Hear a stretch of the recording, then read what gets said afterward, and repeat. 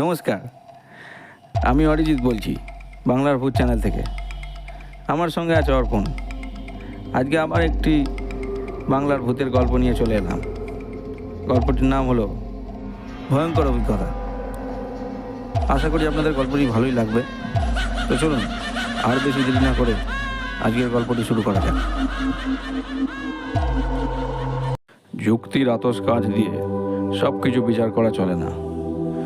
আমাদের এই প্রকৃতির বাইরেও অনেক অপ্রাকৃতিক জিনিসও আছে, যেগুলো আমরা গায়ের জোরে অনেকেই বিশ্বাস করি না।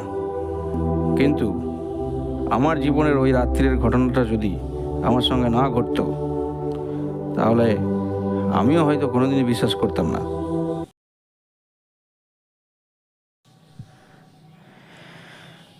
বিদেশ থেকে ডাক্তারি পাস করে আসার পর আমার চাকরি হলো ঝোড়বাটি নামক একটি গ্রামে।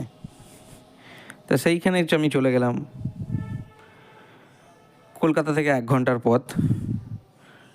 আমি ট্রেনে উঠেই একটি কোণের সিট নিয়ে বসে বই পড়তে থাকলাম। 1 ঘন্টা যে কখন কেটে গেল তা বোঝাই গেল না। স্টেশনে এসে পড়লে আমি নামলাম এবং স্টেশন থেকে একটি টোটো করে আমি আমার গন্তব্যের দিকে পৌঁছালাম।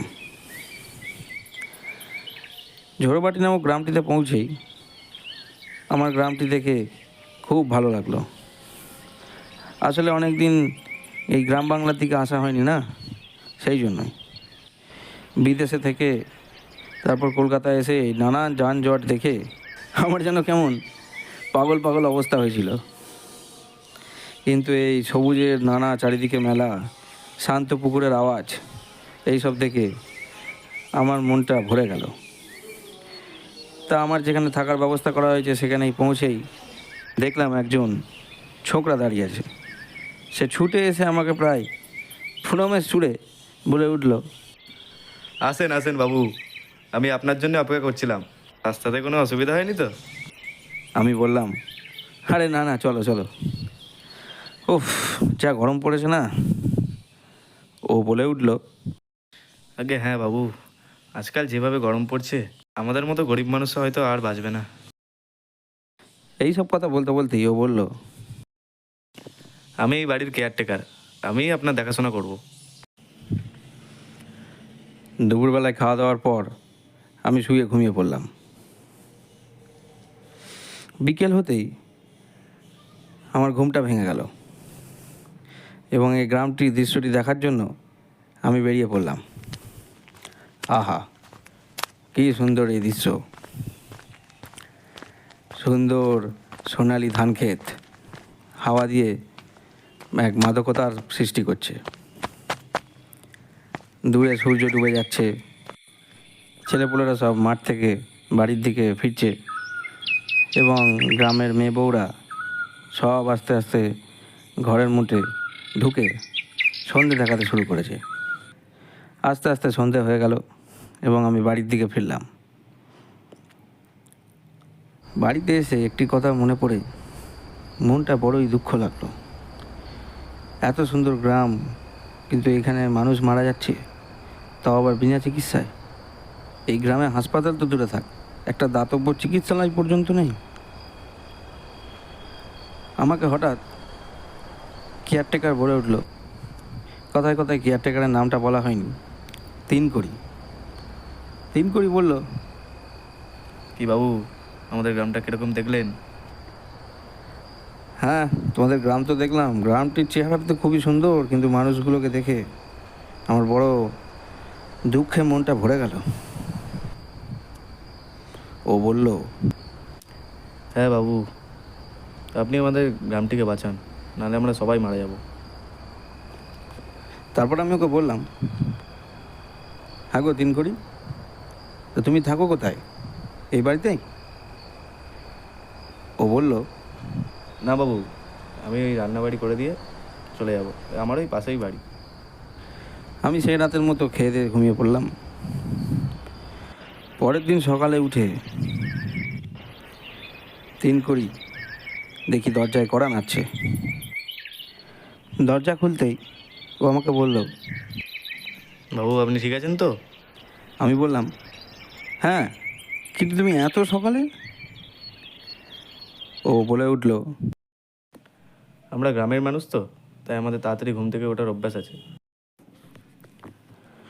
বলে আমি আজকে বেরিয়ে পড়লাম গ্রামে ঘুরতে। আমি ঘুরতে ঘুরতে গ্রাম পঞ্চায়েতের অফিসে ঢুকে পড়লাম এবং সেখানে দেখলাম ওইখানকার বড় কর্তা বসে আছে।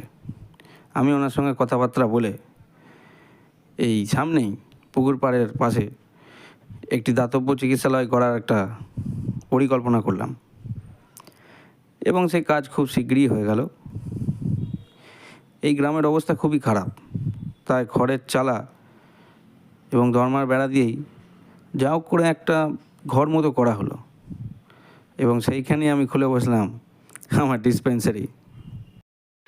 এরকম করতে করতে প্রায় 7 দিন কেটে গেল।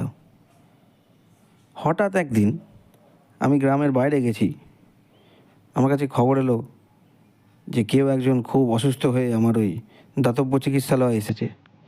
আমি ছুটতে ছুটতে প্রায় উদ্ভ্রান্তের মতো গিয়ে গ্রামে পৌঁছালাম এবং গ্রামে পৌঁছে তখন আমি গিয়ে দেখি যে সেই রুগী আর বেঁচে নেই। আমার মনটা কষ্টে ফেটে গেল এবং দেখলাম তার বাড়ির আত্মীয় স্বজন সব অঝরে কাঁদছে। গ্রামবাসী বলতে গেলে সবাই কাঁদছে। দুপোটা জল যে আমার চোখ দিয়েও পড়লো না তা আমি অস্বীকার করব না, কিন্তু কিছুই করার নেই, সবই ওপরওয়ালার হাতে। এটা বলেই আমি মেনে নিলাম সব।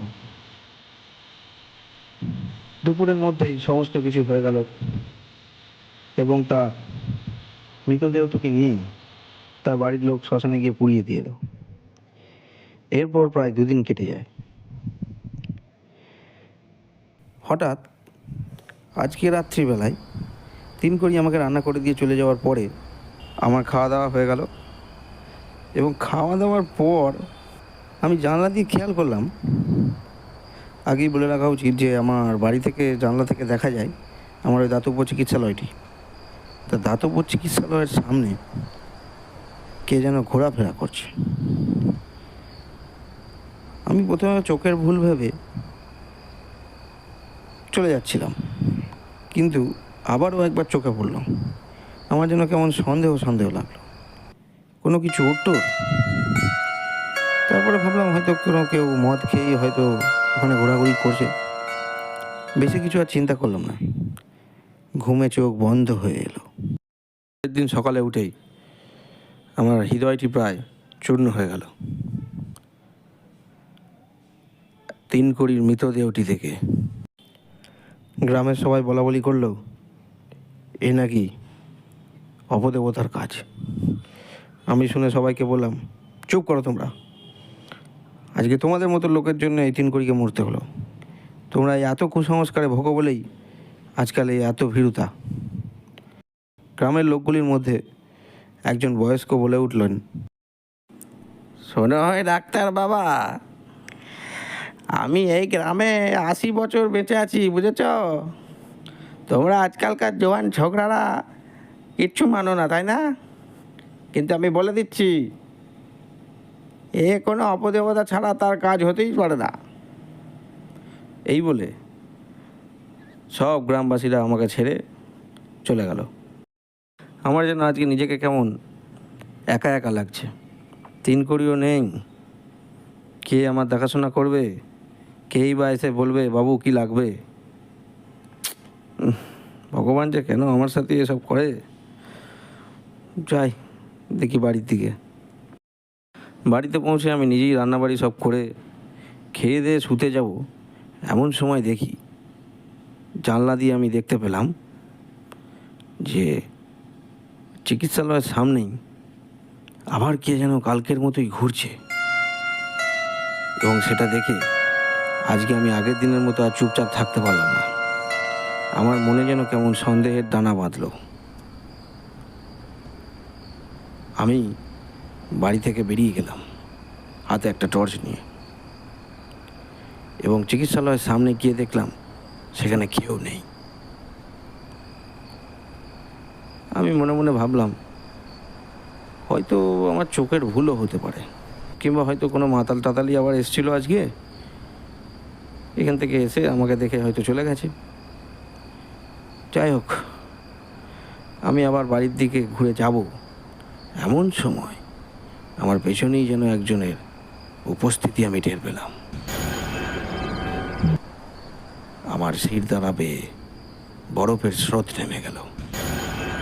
আমি পেছনে ঘুরতেই একটা সৌ করে এক শীতল হাওয়া আমার পাশ দিয়ে বেরিয়ে চলে গেল, এবং এটা দেখার পর আমি সেখানে আর দাঁড়িয়ে থাকতে পারলাম না। আমি সোজা আমার বাড়িতে চলে এলাম এবং ঘুমিয়ে পড়লাম। পরের দিন সকালে উঠেই দেখলাম বাইরে যেন কিসের চেঁচামেচি হচ্ছে। জানলা দিয়ে আমি দেখলাম আমার চিকিৎসালয়ের সামনে আবার সকল গ্রামবাসীরা এসে হাজির হয়েছে।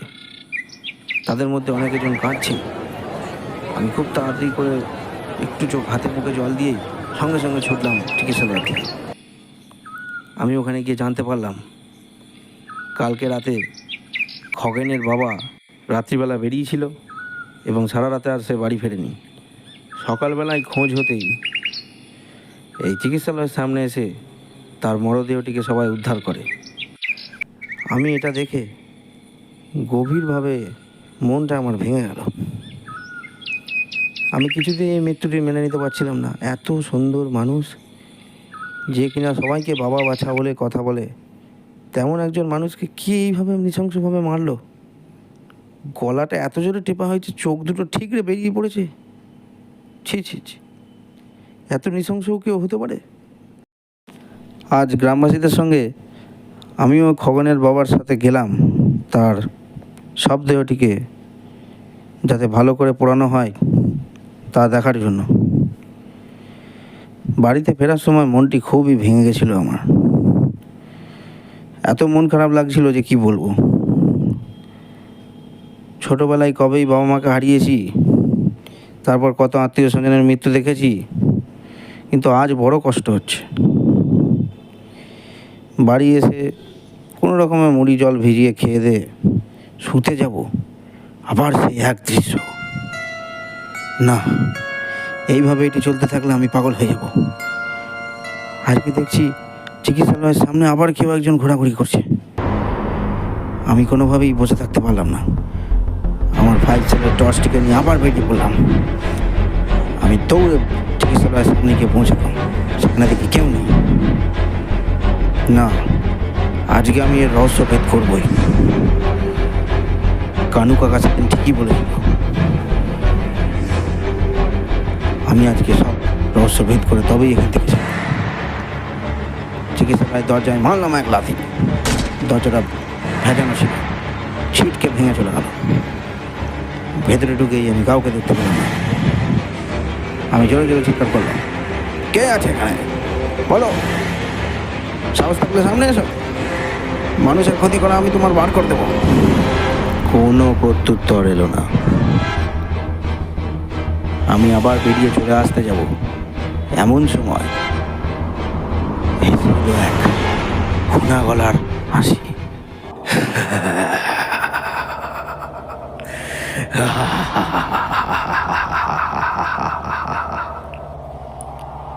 আমি প্রায় চমকে উঠে পেছনে ঘুরে তাকালাম, কেউ নেই। আমার সারা গা বরফের মতো জমে গেল। আমি ছুটতে থাকলাম বাড়ির দিকে। পেছন দিক থেকে আবার ভেসে এলো সেই হাসির আওয়াজ।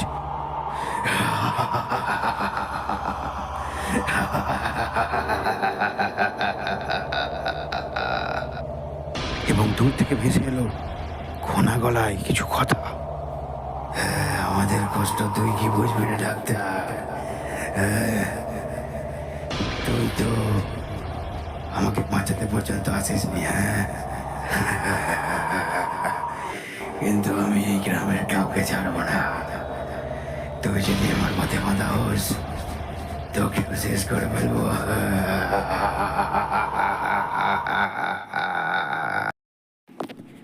এরপর আমার পক্ষে ওই স্থান ত্যাগ করা ছাড়া আর কোনো উপায় ছিল না।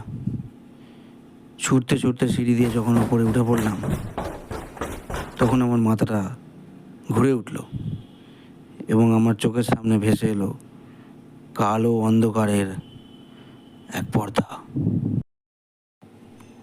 পরের দিন সকালে ঘুম ভাঙতেই দেখলাম দরজার বাইরে আমি পড়ে আছি, মাথার পেছনটায় লেগেছে। ওহ, কালকে ছুটে আসতে গিয়ে হোঁচট খেয়ে আমি পড়ে গেছিলাম, মাথায় খুব জোরে লেগেছে। তারপরে কালকের ঘটনা সব মনে পড়তেই আমার শরীরটা প্রায় কেমন যেন দুলে উঠল। সোজা হয়ে দাঁড়াতে পর্যন্ত পারছিলাম না। কোনোভাবে কিছু মুখে জল টল দিয়েই মনে মনে চিন্তা করলাম, আমি কি এখান থেকে চলে যাব, পালাবো আজকেই। তারপর মনে মনে ভাবলাম, যেখানে আমি আমার ভাই বোনদের ছেড়ে, মা বাবাদের ছেড়ে চলে যাব, এত বড় অন্যায়টা করব? না না, এটা আমি করতে পারি না। তাহলে আমি ওপরে গিয়ে ভগবানকে কী জবাব দেব? এ তো কাপুরুষতা। না না, আমি কখনো এসব করতে পারবো না। এবং মনে মনে প্রতিজ্ঞা করলাম যে এই অসুবিধার সুরাহা আমি আজ করেই যাব, তারপরেই গ্রাম ছাড়ব। তার আগে নয়। যদি মরতে হয় মরব, কিন্তু পিছপা হব না। আজকে গ্রামের আটচালায় আমি এক সভার আয়োজন করলাম। সমস্ত গ্রামবাসীদের সেখানে ডেকে এর একটা হেস্তনেস্ত করবই। বিকেলে সমস্ত গ্রামবাসী জোগাড় হলো গ্রামের আটচালায়, এবং আমি সেখানকার মধ্যমণি। সবাই আমার মুখের দিকে তাকিয়ে আছে। আমি বললাম, কানু কাকা আগের দিন ঠিকই বলেছিল, কিন্তু ওইভাবে আমার কানু কাকার কথায় উত্তর না দিয়ে চলে আসা কখনোই ঠিক করিনি আমি। এর সুরাহা না করে আমি এই গ্রাম ছেড়ে যাব না, কথা দিচ্ছি আমি তোমাদের। তোমরা আমার সাথে থাকবে তো? গ্রামের মোড়ল বলে উঠল, হ্যাঁ, তোমার কোনো চিন্তা নেই, আমরা সকলে তোমার পাশে থাকবো। তুমি ঠিক কী করতে চাইছো আমাদের একটুখানি খোলসা করে বলো তো ডাক্তার। মোড়লের সঙ্গে সঙ্গে অনেকেই বলে উঠলো যে হ্যাঁ, আমি তোমার পাশে থাকবো, কী করতে চাইছো বলো। এবং আমি সবাইকে বললাম, আগে খুঁজে বের করতে হবে যে রোগী সেদিন মারা গিয়েছিল সে আসলে কে এবং কিভাবে মারা যায়, সেটা আগে খুঁজে বার করতে হবে। সেই কাজটি আমিই করব। আমার সঙ্গে কেবল অর্পণ এবং সবিনয়কে আমার সঙ্গে যেতে বলো, আমি তাহলে সমস্ত কাজ করে ফেলছি। বলে আজকের দিনটা অপেক্ষা করে আমি কাল ভোর না হতেই পাশের গ্রামে ছুটলাম। সকলকে জিজ্ঞেস করার পর একজন বলতে পারল,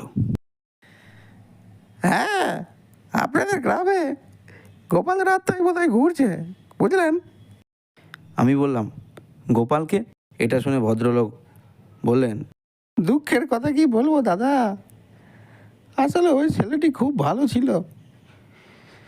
দারিদ্রের জন্য কিছু লোকের থেকে টাকা ধার নিয়েছিল, সেই টাকা শোধ দিতে পারেনি বলে ওই শয়তান লোকগুলো ওকে গলা টিপে খুন করলো।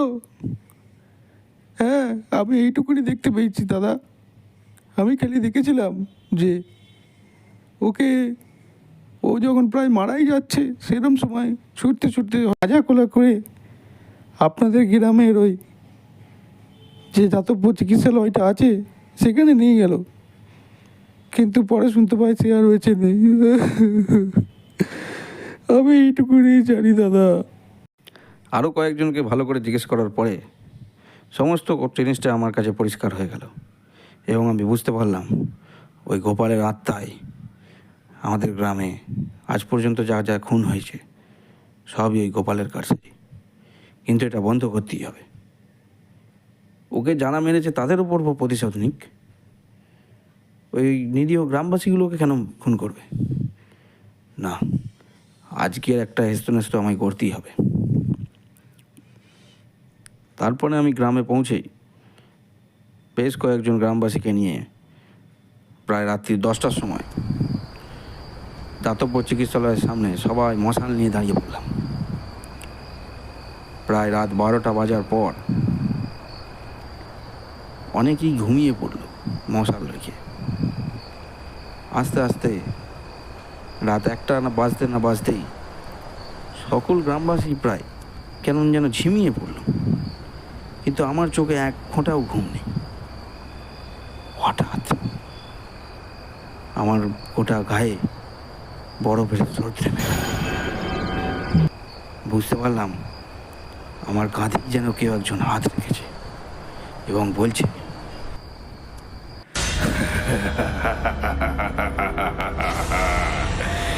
কি রে ডাক্তার, আমাকে ভয় দেখানোর চেষ্টা করছিস?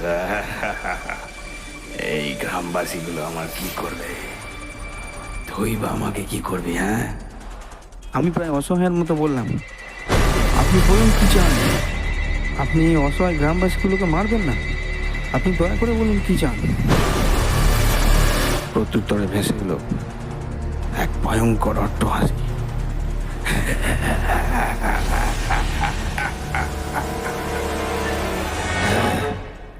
তোরা তো শহরের অবিশ্বাস্য মানুষ, তোরা আর আমাকে কি সাহায্য করবি? হ্যাঁ, আমি তোকে ছাড়বো না। এই বলে ও আমার দিকে প্রায় তীরের দিকে ছুটে আসছে, ওর দুটো হাত প্রসারিত করে। আমি আর এক মুহূর্ত সেখানে দাঁড়াতে পারি, প্রচণ্ড করে ছুটতে থাকলাম।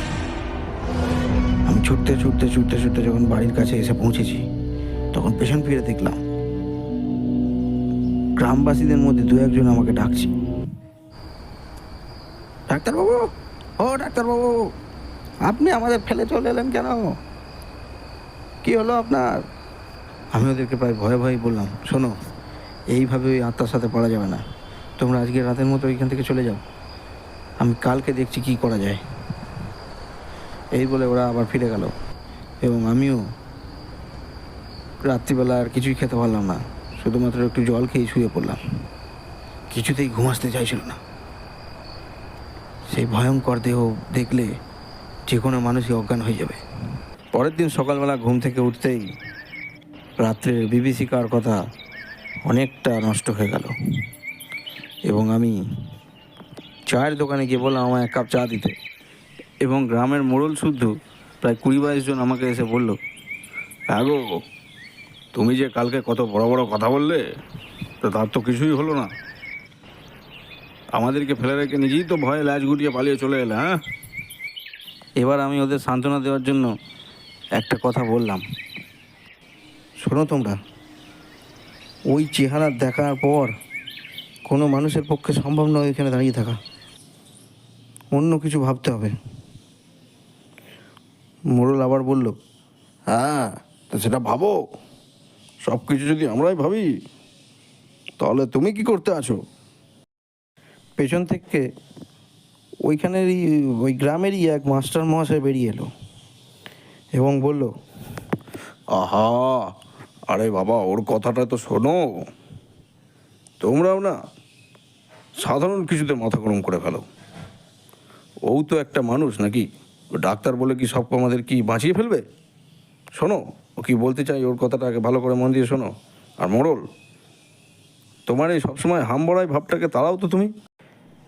এবার আমি ওদেরকে বললাম, শোনো, ওইভাবে কোনো কিচ্ছু হবে না, তোমরা দূরে দাঁড়িয়ে থেকে দেখবে আমি ওখানে একা থাকবো।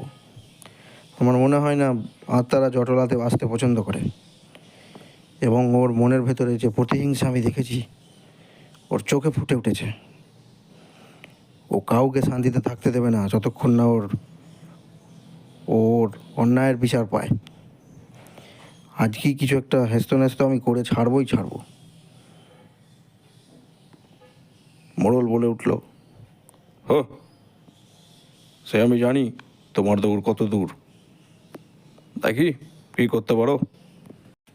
আমি আজকে রাতে আবার খাওয়া দাওয়ার পর আবার ওই চিকিৎসালয়ের সামনে গিয়ে পৌঁছলাম। আজকে ঠিক করলাম চিকিৎসালয়ের ভেতরেই থাকবো। আমি বসে একটা গল্পের বই পড়ছিলাম। হঠাৎ ঝড় উঠল এবং ঝড় ওঠার সঙ্গে সঙ্গে কেমন যেন এক পচা পচা গন্ধ বেরোতে থাকলো এবং সেই গন্ধে টেকা দেয় আমার প্রায় জ্ঞান হারিয়ে যাবে এরম সময় ভেসে এলো এক কণ্ঠস্বর। কিরে ডাক্তার, তোর তো সাহস কম নয় দেখছি। এই জায়গাটা আমার, তুই আবার এখানে এলি? আমি আবার ওই আত্মাকে অনুরোধ করলাম, আপনি দয়া করে আমার সামনে অন্তত প্রকট হন এবং আপনার মনের কী ইচ্ছা আমাকে অন্তত বলুন, আমি দেখছি। আমি বলছি আপনাকে, দোষীদের নিশ্চয় শাস্তি হবে। আবার ভেসে এলো সেই কণ্ঠস্বর।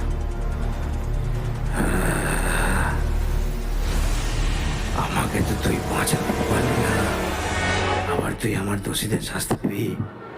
এটা আমাকে বিশ্বাস করতে বলছিস নেমো খারাম? শোন, তুই তো সবই জানিস, আমি অনেক টাকা ধার করেছিলাম এবং সেই টাকা ধার করার পর আমি সেই টাকা মেটাতে পারিনি বলে, ঋণ না মেটাতে পারার জন্য আমাকে যারা ধার দিয়েছিল তারা আমার গলা টিপে খুন করেছিল আমাকে। হ্যাঁ, কেউ একজন চলে এসেছিল, সেই জন্য ওরা আমাকে পুরো খুন না করতে পেরে ছুটে পালিয়েছিল। কিন্তু আমি হাসপাতালে এসেছিলাম, মানে তোর এই চিকিৎসালয়ে। আমি এই সব দেশি আইন কানুনে কোনো বিশ্বাস করছি না, এমনকি তোকেও আমি বিশ্বাস করব না। আমি আমার দোষীদের যতদিন না শাস্তি দিচ্ছি ততদিন আমার শান্তি নেই।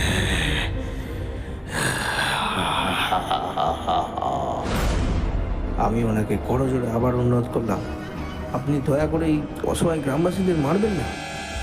আবার ভেসে এলো সেই ভয়ঙ্কর কণ্ঠস্বর। কারো অসহায় রে হতভাগা, তোর বাড়ির ওই চাকরটা দিন করি এবং ওই খবরের বাপটাকে তো আমি মেরেছি। হ্যাঁ, অসহায় কে বলে তোকে?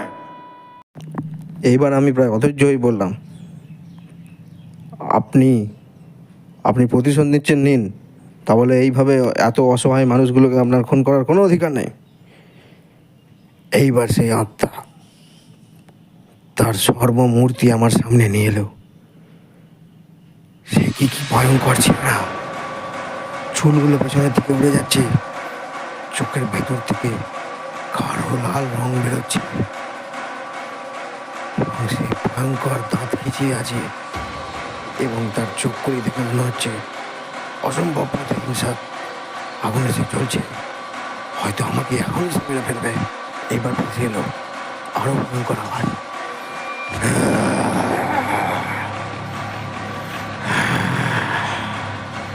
তোর বাড়ির চাকর আর নগেনের বাপ আর বাকি দুজন মিলে আমাকে মেরে ফেলেছে রে হতভাগা। যতক্ষণ না আর বাকি দুজনকে আমি শাস্তি দিতে পারছি ততক্ষণ এই গ্রাম ছেড়ে আমি যাব না। আর তুই যদি আমার পথে আবারও বাধা হয়ে আসিস তাহলে এবার আমি তোকে শেষ করে ফেলব। এই বলে একটা হাওয়ার মাধ্যমে আমার সর্বাঙ্গে শীতলের এক ছায়া নেমে এলো এবং আমি মাটিতে ধপ করে পড়ে গেলাম। সকালে জ্ঞান হতেই দেখি গোটা গ্রামবাসী আমাকে ঘিরে ফেলেছে এবং মোড়লের প্রশ্নটা সবার আগে ভেসে এলো, কি হে ডাক্তার, হ্যাঁ খুব সাহস না তোমার? তো কিছুই তো করতে পারলে না। খুঁজে পেলে ওই গোপাল বলে ছেলেটিকে যে মেরেছে তার দোষীদের? হ্যাঁ, ডাক্তার হয়েছে। মোড়লের কথায় আমি মনে মনে একটু ক্ষুণ্ণ হলাম, ঠিক কথায়, কিন্তু আমি প্রকাশ করলাম না। আমাকে গ্রামের দু একজন লোক যা হোক করে বাড়ি পৌঁছে দিল এবং বাড়ি পৌঁছে আমি ভালো করে চোখ মুখ ধুলাম।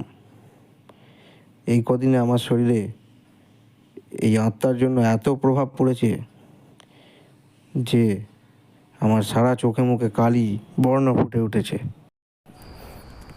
রাত্রিবেলা হতেই আমি আজকে আবার আমার চিকিৎসালয়ের দিকে হাঁটতে থাকলাম। আজ মনে মনে আমি প্রতিজ্ঞা করেই ফেললাম, হয় আমি মরব, নয় এই রহস্য ভেদ করব। দেখা যাক, আজ এদের পার নয় ওস পার। খুব একটা শীতল হাওয়া বইছিল, চারিদিক থমথমে। আজ হলো অমাবস্যার রাত, এবং এই অমাবস্যার রাতটাতে শোনা যায় যে অতৃপ্ত আত্মাদের শক্তি আরও 10 গুণ বেড়ে ওঠে। আমার গায়ে সমস্ত লোম খাড়া হয়ে উঠেছিল। আমি খুব আস্তে আস্তে চিকিৎসালয়ের দরজাটা খুলে ভেতর দিকে ঢুকতে থাকলাম। দূরে বন থেকে শিয়ালের কোরাস শোনা গেল।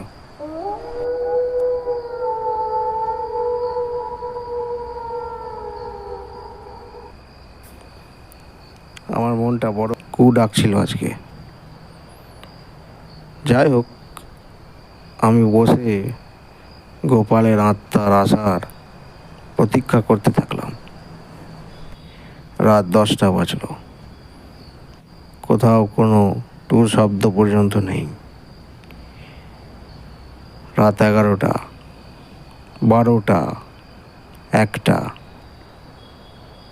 কোনো আওয়াজ নেই। আস্তে আস্তে কখন যে ঘুমিয়ে পড়েছি তার কোনো ইয়ত্তা নেই আমার। হঠাৎ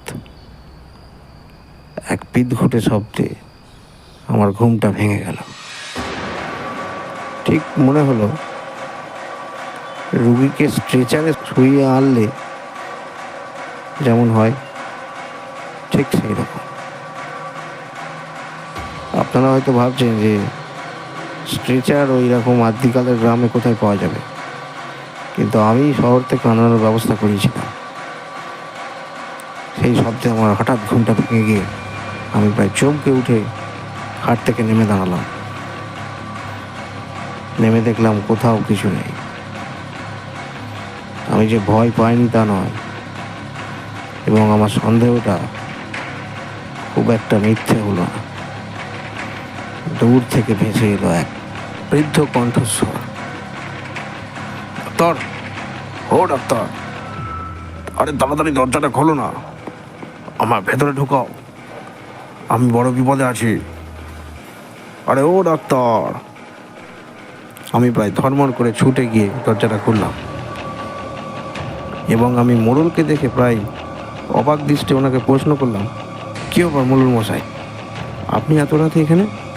আরে এখন অত কথা বলার সময় নেই, তাড়াতাড়ি আমাকে ঢুকতে দাও। আয় আয়, হারানিধি, তুই আমার সাথে আয়, আয়। আমি শুধু অবাক হয়ে তাদের দিকে তাকিয়েছিলাম, যেন মনে হচ্ছে কেউ যেন ওদের দাঁড়িয়ে এখানে এনেছে। সারা গায়ে ঘাম টস টস করছে, এবং ওদেরকে আমি প্রশ্ন করতে যাব, হঠাৎ দূর থেকে ভেসে এলো আমার খুব পরিচিত কণ্ঠস্বর।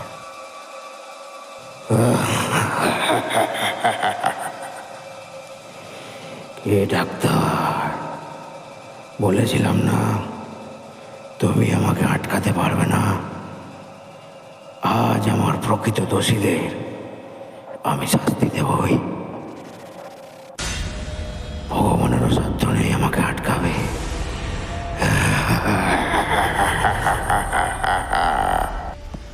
মোড়ল আমায় বলল, তোর তুমি আমাদের বাঁচাও, নইলে ওর আত্মা আমাদের মেরে ফেলবে আমাদের, বাঁচাও আমাদের।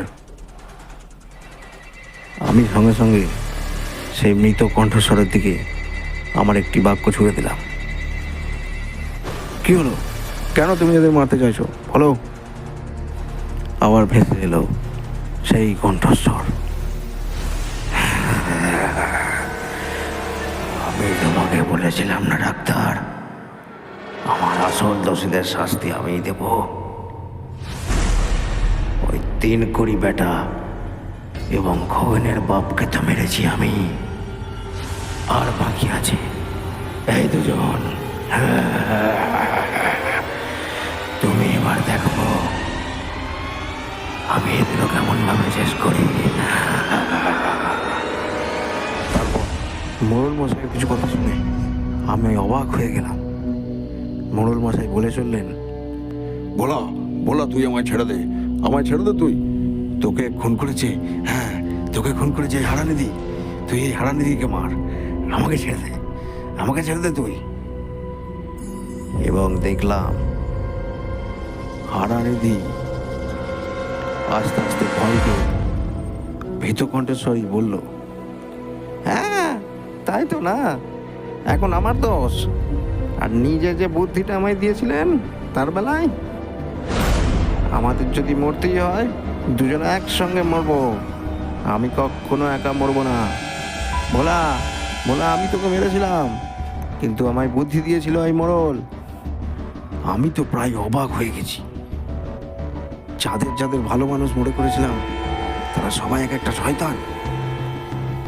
এবং আমি এবার দেখতে পেলাম মোড়ল মশাই ছুটে পালাতে যাচ্ছে। এবং একটা দৃশ্য দেখে আমার গা হাত পুরো মনে হলো আমি এক্ষুনি জ্ঞান হারাবো।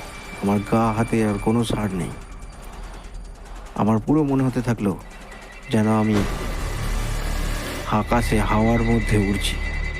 আমি দেখতে পেলাম যে সেই মৃত অবয়বটি, সেই নরপিশাচ আবার প্রকট হলো। এবং সে কি ভয়ঙ্কর চেহারা, সে যদি আপনাদের না বলি আপনারা কখনোই বুঝতে পারবেন না।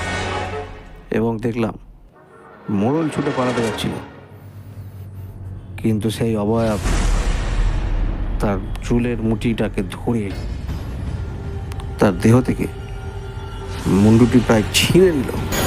এবং সে কি ভয়ঙ্কর দৃশ্য, সেই দৃশ্য থেকে আমি আর সেখানে থাকতে পারলাম না। আমি ছুটে পালাতে গেলাম এবং কিছু একটাতে পা আটকে আমি ছিটকে পড়ে গেলাম।